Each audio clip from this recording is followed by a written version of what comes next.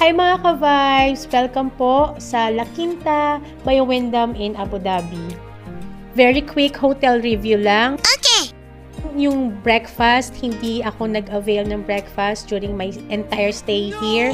Ang free wifi, malakas naman. Ang room service, okay din.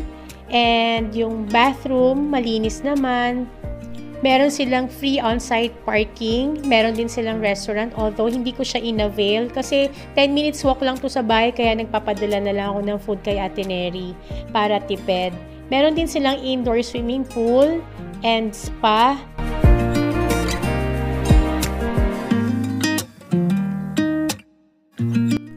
Nag-check-in kami ni Hani dito for 3 days.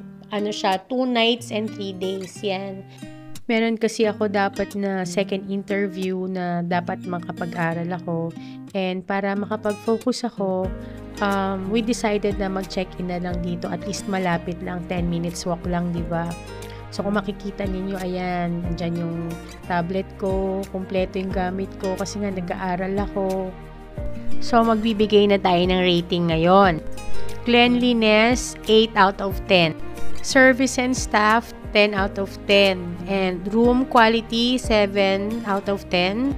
Sorry mga ka-vibes, hindi kasi ako fan ng color green eh. Yung parang apple green. Food and dining, wala nga akong rating kasi nga hindi ko siya na-try. But I'm sure masarap siya. Amenities and facilities, 10 out of 10. Then sa location, 10 out of 10 din kasi katabi lang ng Alwada Mall. And malapit sa mga sakayan ng bus and ng taxi. So malapit din siya sa hospitals if in case of emergency. And maraming nakapaligid na mini groceries and supermarkets.